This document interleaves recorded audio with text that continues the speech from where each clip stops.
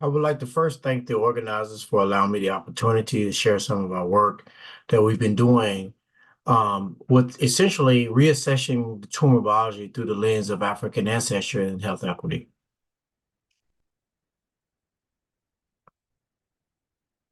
I have a few disclosures, as you can see here as well. So as we think about cancer incidence, we think about particularly the major diseases that affect both female and male populations. And what you can see very clearly is that the Black population has higher incidence of cancer. And we think about what two cancers that are at the top of those, indicating those rates are both prostate and breast cancer. And that African American males are 60% more likely to be diagnosed with prostate cancer and twice as likely to die. And African American females, although not as frequently diagnosed, but when diagnosed, have the more aggressive phenotype, and also similarly to African American males, have a worse outcome. So, our lab has really been focused on, is there really a genetic component? While we understand there are multiple factors that could be associated with these outcomes, these worse or disparate outcomes. A colleague of mine and a friend and mentor, Isaac Powell, did one of the early studies that showed, particularly in prostate cancer, and this is back in the time where we had microarrays, right?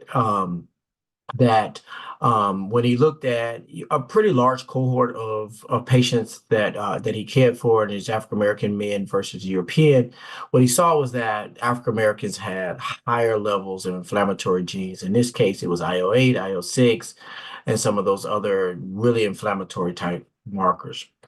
This data has not been followed up from colleagues such as Renee Reams, who is at Florida A&M, and even Stefan Alms at the NCI, where it's been very clear in the composite stories, and I'm not even showing all of the papers and data that represent this, but this is now over a decade of research that in multiple labs, multiple universities across the nation, what we see is that African American males have this inflammatory immune type tumor that seems to be different from European men.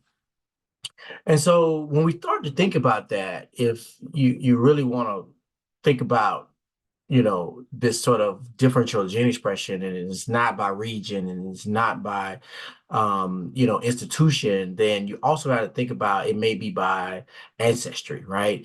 And so when we look globally across, both across the nation, what we see is that places where African Americans reside, and largely in Africa, African Americans have higher incidence and or worse outcomes. And even if the incidence is not captured, and we know many of these countries, particularly in sub-Saharan Africa, don't have countrywide registries and so forth. But what we do know is that the outcomes are worse, and that's in both prostate and breast cancer patients. And so again, as we start to think about, there could be something going on as regard to the ancestry, or being associated with how an individual's ancestry is displaying itself within the context of breast and prostate cancer. We have to think about the diaspora, right? And so we think about Africans were through the transatlantic slave trade, were transported through largely South Africa and or the U.S.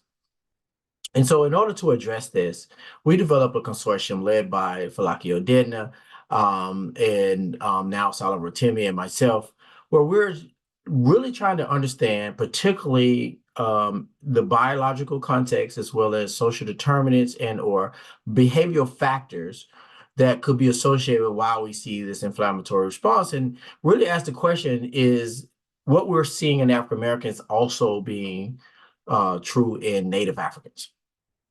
And so our consortium is located throughout West Africa, and this is sort of a map. And this map sort of is depicting where we have, over the past 15 years, been able to establish sites. And these sites have PIs who are very passionate about the patients they care, as well as the research in their community. We've also established infrastructure. And so what you see here in this blue versus pink is that what the CAPTC, our consortium, has been able to provide that allows these institutions and our colleagues to be able to, in a capacity to collect biological samples, ask questions that are pertinent to the community, but also collaborate with U.S. investigators. And so this wouldn't be possible without, a number of processes that we put in place. So in addition to, our sort of understanding and readiness for grantsmanship amongst the PIs within our institutions, we also develop processes where we can collect samples that are viable for research. And so, again, this has been published in many manuscripts where we've, basically been able to understand or work through processes that lend itself for downstream analysis, such as widespread genomics. And so with that in hand, I think we conducted with Stefan Noms and Cyan Minas one of the largest studies of sub-Saharan Africa. In this case, we had over 1,500 men and 1,500 controls and actually 1,500 cancer cases. So over 3,000 men. And we had Native African, African American, as well as European. And what the data here was showing is that we asked the question was, is this inflammatory signature that people were seeing in African Americans, particularly in tumors, was that systemic? And so we use a proteomic approach where we're looking at inflammatory genes in circulating blood.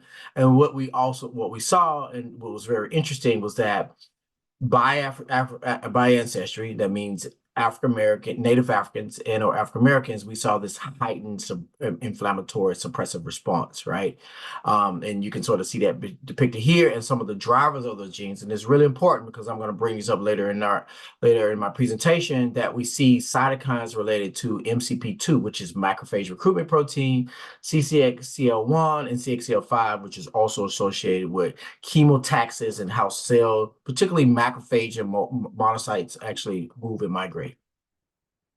So in addition to being differentially expressed, we wanted to understand, and this was the basis of some of the foundational concepts that we're looking at, is that what was the genetic contribution of these increased, cytokines, right? And so what we saw was that if you look at CXL3, CXL5, and some of these other macrophage recruitment proteins, they seem to be associated with West African ancestry. So we had ancestry estimates on all these individuals, but a number of those other differentiated cytokines weren't. So we begin to start to understand there's an ancestral contribution to elevated cytokine expression. Again, majority of those patients were normal, half were normal and half cancer or non-malignant. And what we also see is that there's a genetic component, and that's associated with ancestry.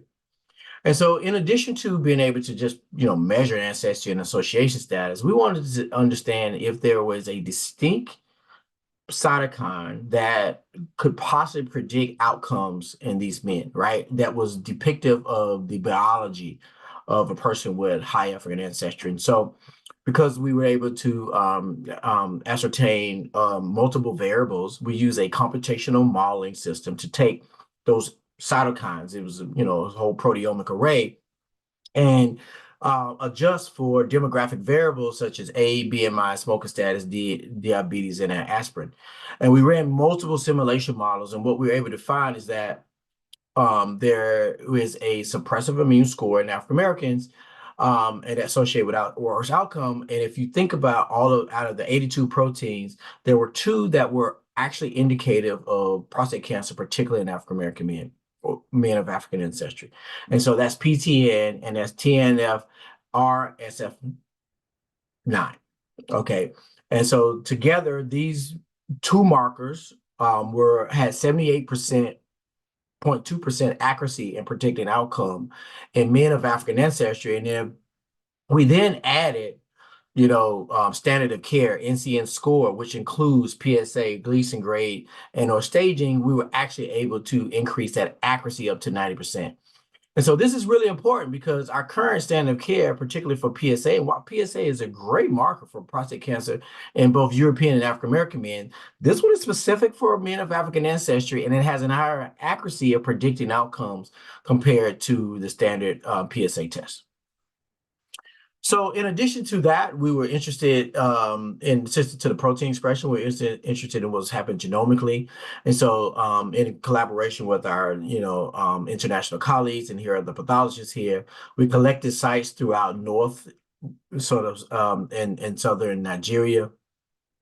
And what we found was that really, first of all, it was really hard to analyze this data. There was some of the most difficult analysis we had to perform. Why was that the case? Because what we observed was that majority of our Nigerian patients, and this was whole genome or whole exome sequencing, did not align to the reference genome. And what we found was that an overabundance of variants of unknown significance, right? And then we actually went back and looked at the TCGA samples, and we actually titrated individuals with African ancestry, which you can see here. And what we found was that the case. So even African Americans who had high African ancestry had higher levels of variants and unknown significance, and was similar to our Native African individuals. And so therefore we were sort of concluding that actually ancestry has a role in actually aligning to the reference genome, which we know is not made up of those populations. However, even with those difficulties, we were able to identify novel variants that were uniquely expressed in this population, particularly in our Nigerian population. Namely, those variants were BRCA1 and BRCA2.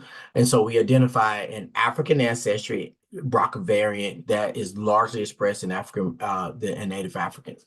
And if you look at the frequency of these individuals, it's almost at 100%. And even though this is a small population, and I'll show you some follow-up data that's we recently published earlier this year, we saw very clearly that there was germline variants in this population that seemed to be associated with what we know as pathogenic variants. And if you think about African Americans, we were actually able to see that African Americans with a higher percentage of African ancestry present with this variance, where we see African Americans who, again, self-report, but have lower percent of African Americans, you sort of see that titrated out. And if you look at the European ancestry, we really don't see that at the frequency we see in Native African Americans. And so while this germline was really important, we also wanted to go back and look at subpopulation analysis. And not only in the subpopulation, we wanted to look at, was there any somatic mutations that could be associated with tumor? And so we reperformed our stratification, and what we saw was that very clearly there was a DNA damage repair signatures, namely ATM, BRCA2, and a prostate gene that's been widely studied in European men, which is SPOP. And this is really interesting because these were the first studies that showed that this SPOP gene, again, widely known to be associated with prostate cancer tumor genesis, is now actually associated with increase in men of African ancestry and highly elevated. And so, to follow up that study, we wanted to understand, right, what are the genomic consequences of a higher frequency mutation on the transcriptome in the context of African ancestry, right? And so we assembled this cohort of individuals of what we call an African American and European. We actually have whole exome data as well as transcriptome. So we're able to look at the frequency of a mutation and or its effect on the transcriptome in the same patients at the same time. And so Israel Hassan, who is an MD PhD in my lab, really came in and wanted to understand not only what was the contribution of global ancestry, but what was the contribution of subpopulation, because we have dichotomy of tribes and cultures that represent, the diversity across Africa, and particularly in sub-Saharan Africa. And so we really felt it was incumbent of us to sort of depict that, what that looks like, right? And sort of start to peel back the layers and understand the contribution of subpopulation as well as global ancestry in this sort of genomic signatures that we were observing. And so again, what we saw here is our African American patients, again, largely West African ancestry, but when you start to look at the subpopulation, we saw they were largely Yoruba and Bantu, right? And if we look at our European individuals, we see this sort of Tuscanean or French ancestry that's associated with our African Americans, but we do see some admixed population toward Europeans as well. So looking at the transcriptome data, Israel was able to show very nicely that, yes, we were able to replicate this sort of inflammatory response. So here on the left, what you can see is that innate immunity is at the top, right? That's at the top gene signature that seems to be differentially expressed in our African American men. And, understanding, that SPOP could be a major player, we really wanted to understand the biology of what an SPOP mutation could have on tumor genesis. And so in order to do that, we needed to understand the biology of SPOP, right? And as I mentioned before, SPOP been studied very, very, very widely in prostate cancer. So we were able to pull from the collective literature. And here's a summary. So SPOP is an E3 ligase, so its job is to degrade intracellular proteins, right? And some of its substrates are canonical markers such as PD-L1, androgen receptor, SRC kinases, and or BRD4. And so again, when the wild type, variant is expressed, what you see is a degradation of these proteins, keeping them at steady state levels and or targeted for degradation, which is the proteasome. But if SPOP is mutant, which we're depicting here on the right, what you see is that these sort of this degradation doesn't occur. And what occurs is that there's an accumulation of these markers, particularly PD-L1, which we know is immunogenic, as well as androgen receptor, which we know is a driver of prostate tumors, become upregulated because they're not degraded or targeted for ubiquitination. And then they start causing all kinds of havoc in the cell by not only being unregulated, but then translocating to nucleus. We know androgen receptor is a part of the steroid family, is a nuclear hormone receptor, and started increasing transcription factors that are associated with prostate cancer progression, right? And so this is sort of the central dogma. And so we wanted to understand what was happening in Black men. And so we looked at this sort of swanky plot, which you can see here. This is European, is African American men. And we thought we look at patients with high African ancestry, and then we could even segregate those into patients who have fusion status. And so again, fusion status has been associated with SPOP mutations. And so what we saw was overwhelmingly African Americans. And again, this is not new, it's actually been reported many times, have fusion negative status, but these fusion negative patients are also associated with this SPOP mutation. And then when we look at those SPOP mutant individuals right here on the left, and even if we sort of segregate by ancestry, or we titrate, where we say, hey, there's 70%, 70 to 80% ancestry or over greater percent ancestry, even with the SPOP mutant individuals, and although the collective group is differentially expressed, we see increase in the high African ancestry patients, what we're saying 90%, there's a differential gene expression compared to the 70, 80% West Africa, even in the SPOP mutant population. And so what is this signature, right? And what we were able to observe is that in this SPOP mutant individuals, we saw what we thought was associated with this high inflammatory response, this immune inflammatory response that others have seen. We saw that also associated with SPOP mutant status. And even if we look at African-American men who have wild type status, although there's a level of immunity such as HIV infection, influenza, it is not the classic typical innate sort of immune response that we and others have seen and published and documented over the last several years. And so, again, we think SPOP is associated with some of this high-level inflammation. To go in deeper into this, interferon, which again is a well-known inflammatory marker, what we saw was that interferon correlates with this PD-L1 expression. Again, PD-L1 is a substrate of SPOP. When we looked at the SPOP substrates, we saw an overwhelmingly association with African ancestry. And when we separate these individuals into PD-L1, which again would be immunogenic, and to PD-L1 low, what we saw was that, again, a lot of the African Americans sort of segregated, they sort of pulled into that PD-L1 immunogenic sort of category as compared to the Europeans. This is extremely important because, one, prostate tumors have been known to be immunologically cold. That means we don't see a lot of inflammation in immune cells. And also immune therapy has largely failed, right? Because of that lack of inflammatory in the immune cells. And here we're showing that particularly African-American men have this sort of immunological response, and they're expressing markers that that are well known to have targeted therapy. And so, it wasn't enough for us to see it at the transcriptome level. We wanted to see it at the proteomic level. So we did spatial proteomics on these patients as well. And what we saw, again, looking at the single cell level using spatial proteomics in a multiplex model, we were able to see that African American men not only are hot tumors, right, compared to Europeans, as I mentioned before, they're typically, prostate tumors are typically immunologically cold. What we saw was that they not only there's an influx of T cell activity, but we saw there's an influx of exhaustion markers that are co-expressed with these sort of cytotoxic or T cells, which is really causing them to be exhausted and or not be active. So why are we doing all this? I want to give an example. So we have a colleague, Emmanuel Antikarakis, who was at Johns Hopkins as a colleague, but now he's moved to the University of Minnesota. And so he's also an SPOP, scientist, and we studied this SPOP together. And he was really intrigued by data. But he published a recent clinical trial data that I think is why we need to do population-based science, and we need to understand what that means to treatment outcomes. And so the standard of care for prostate cancer is person is diagnosed. Normally, they go through either surgery or hormone deprivation or both. If that patient progresses to aggressive disease, we say they're metastatic castration resistant. The last option, standard of care that we have right now is cytotoxic chemotherapy.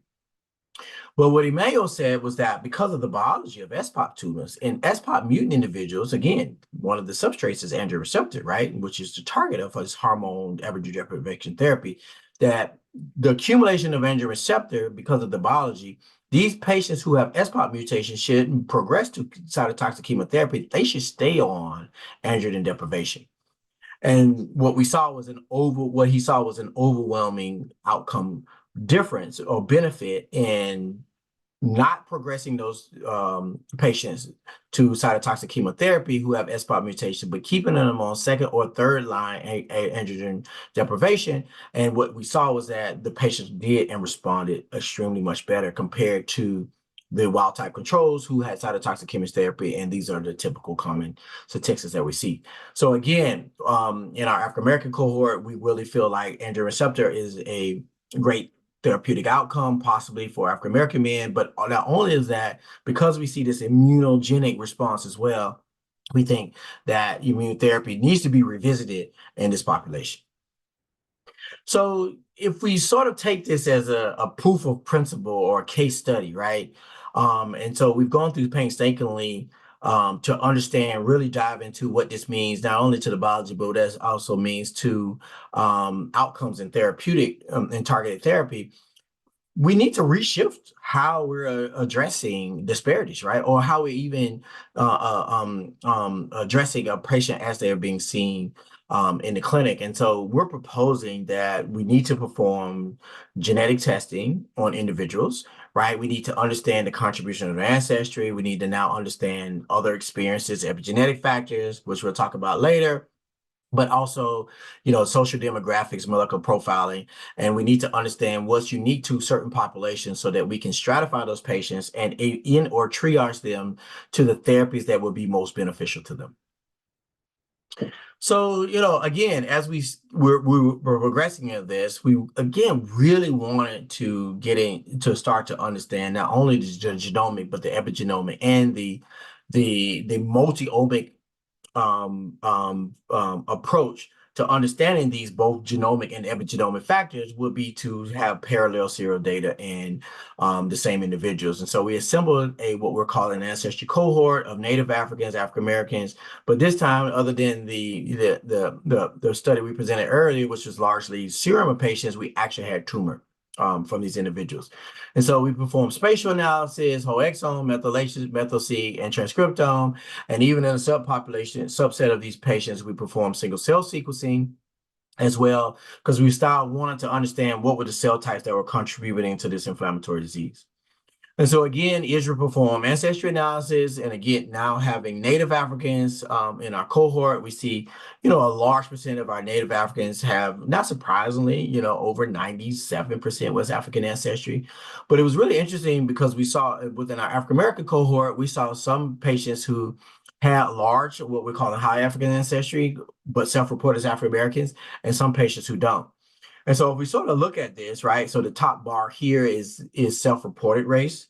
And so this is self-reported as Nigerian, African American, and European. But when we utilizing our qualified genomic ancestry, what we saw was that African Americans who self-report as African Americans who have higher than African American have higher than 70% West African ancestry, their biology actually shifts toward Native Africans, as you can imagine. But the African American, again, who self-report as African American, who have less than 70% West African ancestry, they actually shift toward more European. And we saw even a European person who has over 70% show the shift to that African American.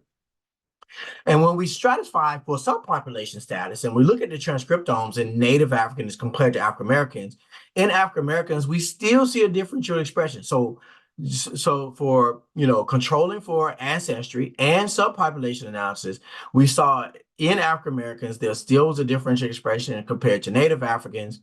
And when we start to look at what that is, we go back to this inflammatory score. So African American men clearly have a higher immune score and a higher inflammation compared to Europeans, and definitely more than Native Africans. And this was really interesting. But it was interesting, but not surprising, because we saw that from our serum proteomics data. But we also wanted to look what was shared. What was the shared ancestry, not associated with just what was different in African Americans, what was shared. And what we saw was, again, an overwhelmingly clear immune suppression. So if you start to look at deconvolution studies from this bulk sequencing, what we saw was that there was a clear cell type deconvolution. Again, high African ancestry have, sort of this lower overall, tumor and immune score compared to, high African compared to low African ancestry. And when we start to look at what those immune cells are, we saw there was overwhelmingly a macrophage study. So we saw this sort of myeloid macrophage and these more sort of suppressive macrophages that were both in patients with African Americans with high African ancestry and Native Africans from Nigeria. So to understand the individual cell types that were associated with that, we perform multi-omic sequencing, which includes single-cell sequencing of tumor as well as a TAC-seq in the same cell at the same time. And this allows us to understand gene expression and the contribution of chromatin transcriptomes at the chromatin at the cistrome level, and so we can understand what's happening from a transcription factor perspective, as well as what is that sort of translating into overall gene expression.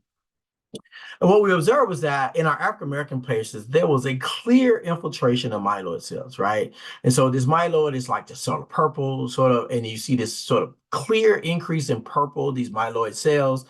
We see the myeloid cells co-localized with endothelial cells, as well as tumor infiltration that we just don't see in our European. This is, again, not surprising, because, again, our European patients are which have been known to be immunologically cold, and now we're seeing this sort of hot. But it was really interesting to see that they were also spatially located or distantly located with this sort of endothelial cell population. When we looked at the marker, the gene expression that was associated with these myeloid cells, we came right back to this interferon, these interferon genes, and the regulators of interferon, such as STAT1, STAT2, again, known immunological transcriptional regulators, were all upregulated in these immune cell population in our African American or African ancestry patients. When we started to look at the TAC-seq data and we dichotomized the tumor, stroma, endothelial, and immune cells, what we saw was that majority of this chromatin remodeling at the DNA level was happening particularly in the the tumor cells, not per se in the immune cells. And when we started to understand what the transcriptional factors that were associated, absolutely, there were these STAT genes. And so these STAT genes are sitting at regions of open chromatin in patients with high African ancestry. And this seems to be one of the regulators of why we see this widespread inflammatory response that's being secreted or being produced by these tumors. We wanted to take it a bit further because, this word spatial has many contexts, and we talk about spatial from a single cell perspective, but we also wanted to understand spatial in the context of the tumor morphology and architecture. So in collaboration with Ashley Keyman, who developed this system called CODA. And CODA is this three-dimensional model, which we can now start to understand at a 3D level, the depth as well as the breadth of where any cell type, particularly in our case, we were interested in the immune profile, but where they're located spatially across within the tumor context. And so again, using CODA, we actually take in these sort of tumor blocks, we make sections. In our case, we made over 100 sections from the top of the tumor down to the bottom. And so we're able to get depth as well as far as width. And then we use a machine learning AI model in collaboration with our pathologist colleague, Ezra Barbarian here, where we sort of start to color code or annotate a typical HED, and we can able to see, sort of this brown sort of annotation is tumor cells, inflammation is colored in sort of this dark color here, and stromal is typical pink, and obviously we want to control for white space. And so what you can sort of appreciate is that, utilizing this three-dimensional model, we're able to reconstruct a tumor block, but also spatially annotate cell type populations. And we're able to even capture more than a typical, pathologist can understand or resolve, because we are able to utilize a machine learning or AI approach to sort of understand and train that model to be able to understand or see immune cell types. And so really interesting, what we saw was that, again, the model was built on the European, as you sort of can imagine from that three-dimensional rendering. And so what we largely saw was that, these, again, what we observed between the time, these are immunologically cold. We see a few cells, inflammatory cells there, but we see large tumor growth, particularly in the European. But if we look at African American, there is no doubt that these are very hot. You see this sort of blue, sort of purplish color, all right, and the purplish color is very profuse without the within the tumor. What you see on the right here, the sort of benign glands, which we see clear inflammation is benign area, and we see that inflammation infiltrate over into the tumor glands, and we see that adjacent to known tumor genesis. And so what this sort of speculation or hypothesis now is that this inflammatory response is somehow infiltrating to the tumor, whether that's through the endothelial vasculature or through these glandular ducts. But we see that actually have an effect on the tumor genesis of these tumors. And, it remains to be seen. And again, we're in the early days of sort of even resolving this. But we're now starting to understand the cell types and or resolution of where this possible inflammation could be coming from. And lastly, as I, opened up and I mentioned that, prostate cancer disparities is really a difficult issue, right? We know it's not just genetics. We know it's not just biology. We know it's not just biology. We know it's now just, not just access.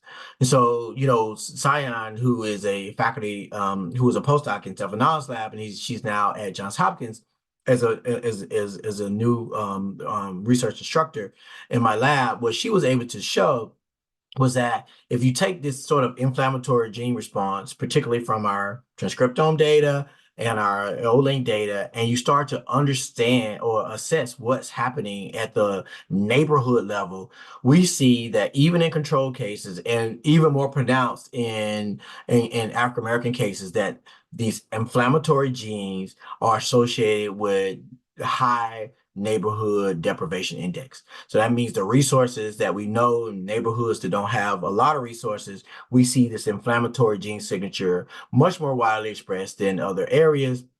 And even if you control for, family history, smoking, race, even West African ancestry, we're still able to see that this inflammatory response is in these sort of,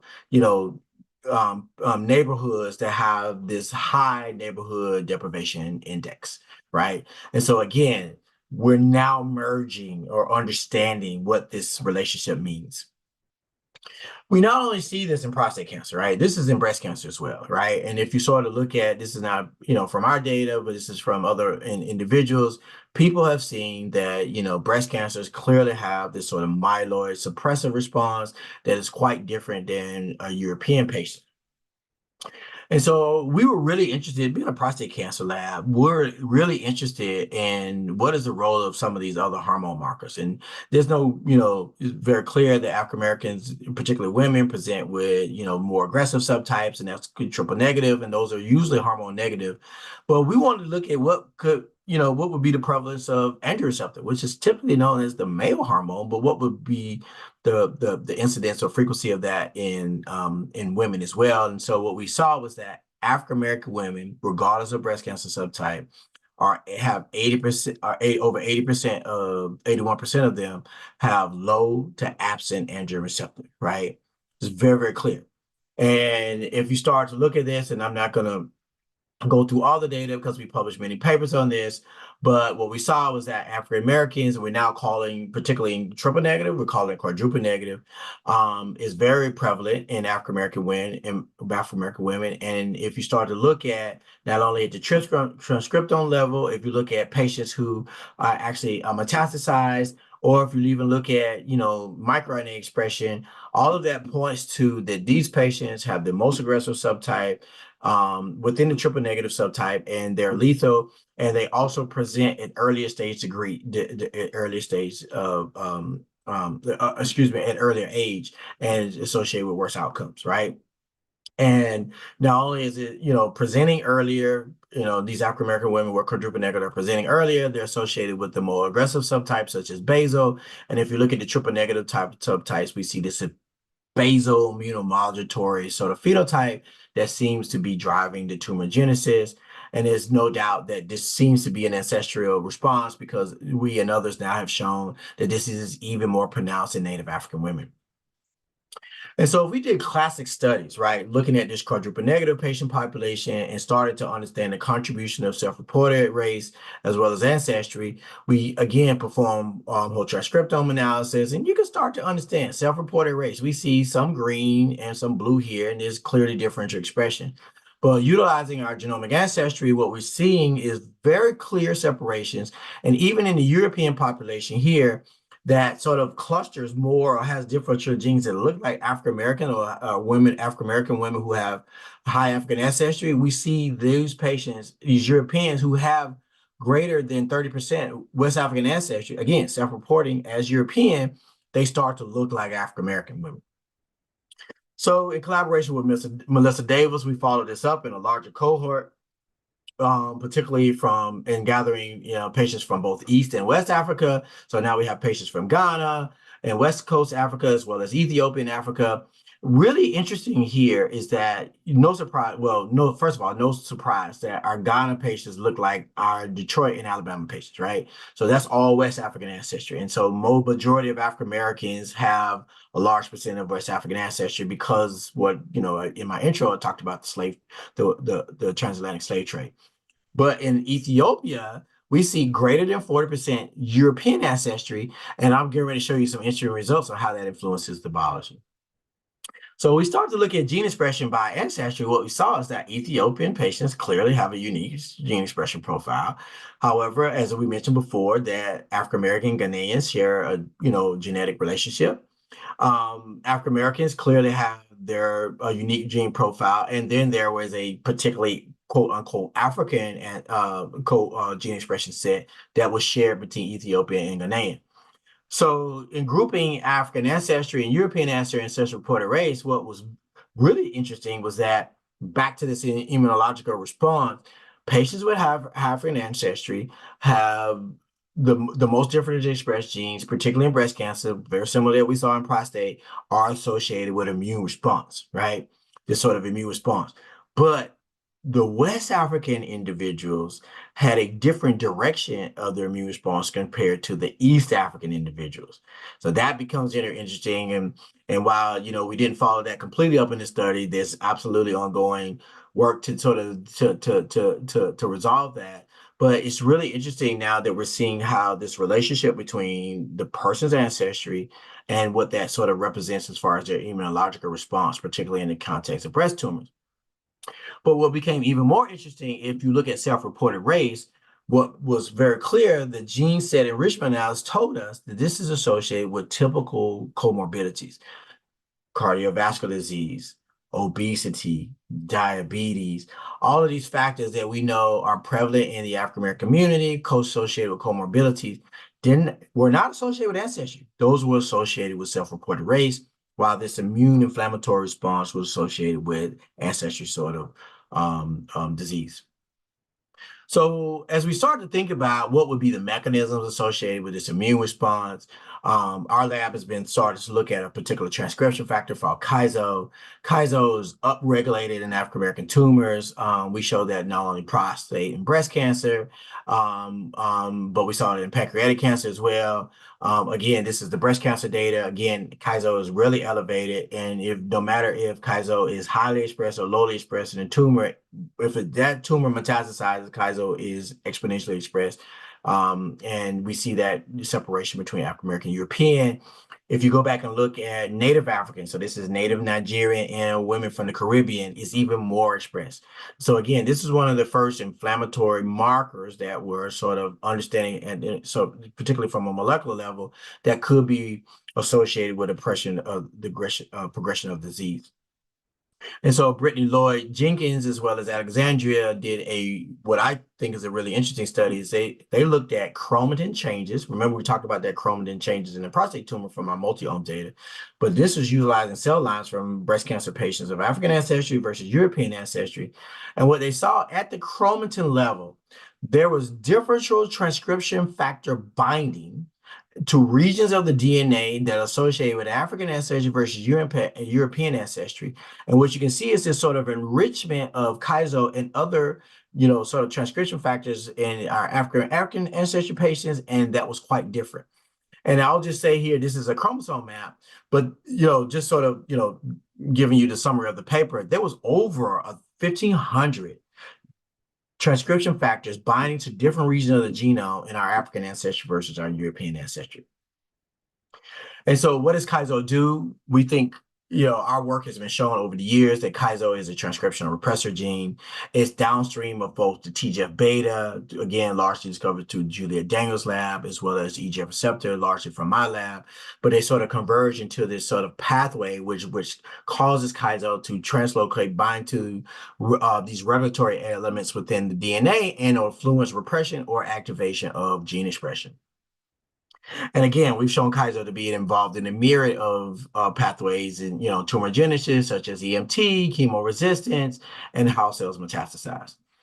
And so just really looking at this in collaboration at the patient level, in collaboration with Kevin Gardner who is chair of pathology at Columbia University, we did spatial analysis of Kaizo in relationship to immune cells, particularly CD8 cells, as well as CD68 positive macrophages. And again, what we saw was that in African American, in performing nearest neighbor analysis, in African American who had high Kaizo expression, we see an infiltration of immune cells, different from prostate, but in those immune cells, they co-express PD-L1 and they seem to be exhausted, right? And that was occurring in our African American and not necessarily very clear in our European patients.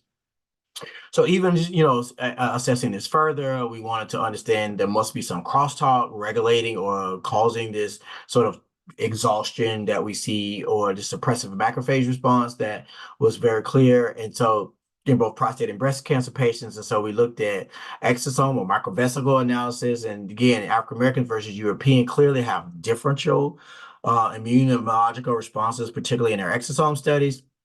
And if we look at that even from the cell culture models, and again, utilizing Kaizo knockout, we can totally change the immunological profile just by depleting this one gene in triple negative breast cancer cell line, right? And if we take that data and overlay that with the patient data, we came up with a set of genes that we think that Kaizo are regulating, and that seems to be influencing how immune cells differentiate within the tumor microenvironment, particularly in breast cancer patients.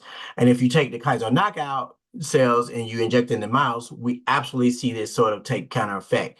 We see that the controls 231 triple negative cells create this sort of suppressive macrophages, which includes CD206, which is a canonical M2 macrophage marker, sort of increase, and we see that basically absent in the Kaizo depleted or the Kaizo knockdown cells, and we see this more favorable M1 CD68 marker. If we take this, in vitro, we can actually replicate those the in vivo aspects in vivo. And so just very quickly taking conditioned media or exosomes from Kaiser depleted cells versus control cells, we're able to influence macrophage differentiation toward this sort of M1 versus M2. And even not only differentiation, if you put those in co-culture with tumor cells, the macrophages that were treated with the conditioned media from Kaiser depleted cells actually participate in phagocytosis. So this is a clear anti-tumor response versus the ones that have high Kaiser, they participate in this sort of suppressed immunity. And so, in summary, what we feel like is that Kaizo is differentiating the cytokine inflammatory immune response that's causing the suppressive microenvironment, and it starts through differentiation of these myeloid cells. So, high Kaizo patients are sort of shifting the cytokine environment toward an M2 response, and where this low Kaizo expression, which again is shown in European, shifted into this more favorable M1 response. And we feel like this data explains some of the patient data and the summary that I showed you earlier that I opened up, where we see Europeans have that more favorable immunological profile compared to the suppressive phenotype in African Americans. And so just lastly, I'll go through just a quick, what our solution to this is. Understanding the biology of this, we develop a therapeutic here, and we develop a peptide inhibitor to an M2 macrophage target called CD206. Very quickly, that this peptide, when treated, these sort of M2 macrophages, it rapidly causes repolarization into this M1 phenotype. We, painstakingly went through understanding how it does it in the macrophage cell. And so this is the pathway. I'm not going to, go through all of this. We published this some time ago. But namely, what I think is really important is that this peptide causes not only repolarization, but we see this sort of suppression of this suppressive immune response, PD-1, PD-L1, and or SERPA alpha. And we see an increase in innate responses such as TF alpha, IL-1 beta, and IL-12.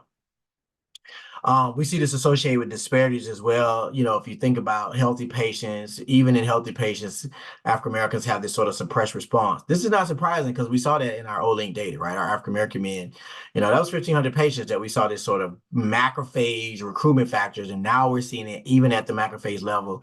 There's a baseline suppressive marker, a differential express marker expression. But if you actually look in patients, we see that even more exacerbated, right? And so we see these African-American patients clearly have the CD206 M2 response.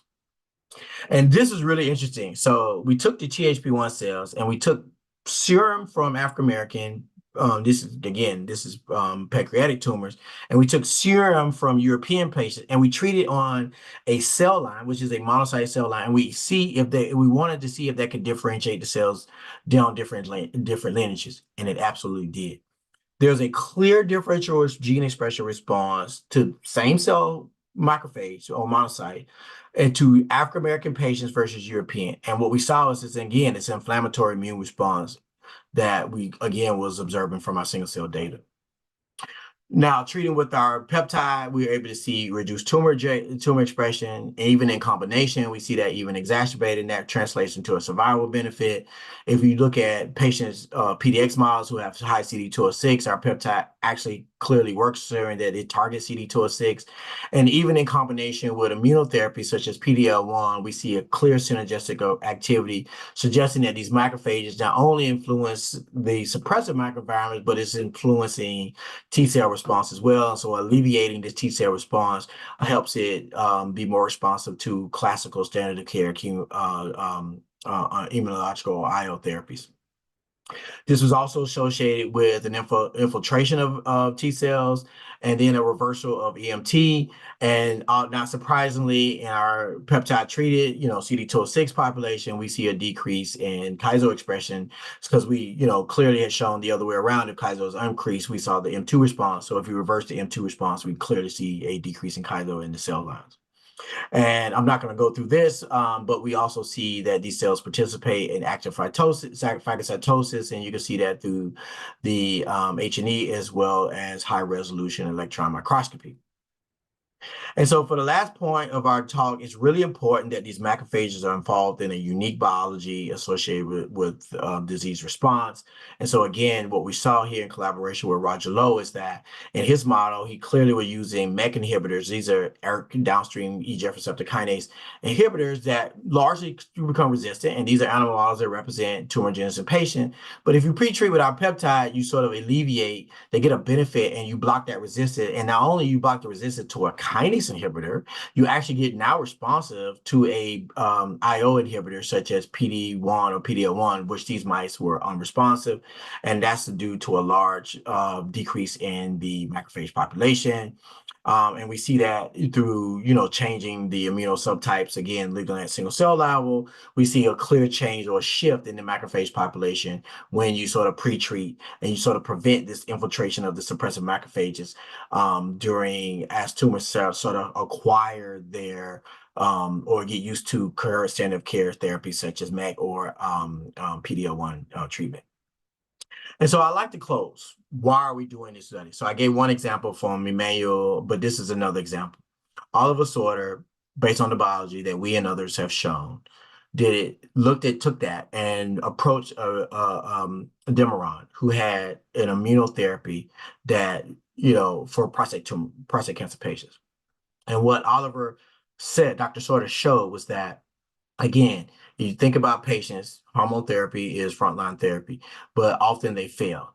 And for the African American patients, instead of having them progress to chemotherapy based on this inflammatory gene immune biology, he had those patients triage into Suppressor T or this sort of immune therapy. And what he saw was that triaging into immunotherapy based on the biology of those tumors, African Americans had a 2 times overall better response to European and twice as likely outcome survival benefit from getting the right therapy in the right time that matches the biology of their tumor. This is really important. So I like to close is that, we can't do this work without a lot of collaborators. So these are our collaborators in West Africa. A number of our West African colleagues are not only benefiting from this research, but they actually come to our lab and then they go back and now you can start to see the research in these institutions flourish. This is our entire group. So older picture of our group, but we can't do this work alone and it definitely takes a village and each one of these individuals are dedicated to solving disparities not only in African Americans, but also in Native Africans. And so these are the other trainees in my lab that have not only done some of this work, but been a part of this work, but gone on to progress and have really instrumental careers as well. And I would like to close is that I think I was able to show that there's a clear biological effect and ancestry plays a role. But I've been very clear throughout our talk is that that's not the only factor. And so in collaboration with Melissa Davis and a number of other colleagues, we recently funded a Cancer Grand Challenge Award. It's called the Sambi Award. Okay. And the Sambi is now going to assess Black individuals across the country, US, UK, East, South, and West Africa. And we're going to ask the question from a epidemiological, behavioral, social questionnaire study, exposures, particularly how the environment relationship is related to outcomes, genomics. So each one of these patients would get germline sequencing, and a subset of these patients would get higher resolution somatic and even long read sequencing. And then we'll also assess the tumor biology in another subset of this cohort. But collectively, we'll start to be able to understand what the relationships of all of these factors are, and hopefully we'll be able to start to create personalized strategies for patients, regardless of where they live, including their ancestry, and then triage those patients to the appropriate therapeutic outcomes or interventions if needed. Again, I give many thanks to the numerous collaborators that have contributed to this over the years, and as well as particularly our Native African or our Afro-American, our African collaborators within the CAPTC. And I also like to give a plug is that we are hiring. If you're interested in doing this type of research, please, we have a global health and ancestry medicine initiative at Johns Hopkins. Here's my email. Please contact us. We're really looking for dedicated people, particularly in the biological omics arena, who are interested in digging into this data and finding personal or behavioral and or societal factors that could be targeted for intervention or therapy. And I'll stop there and say thank you.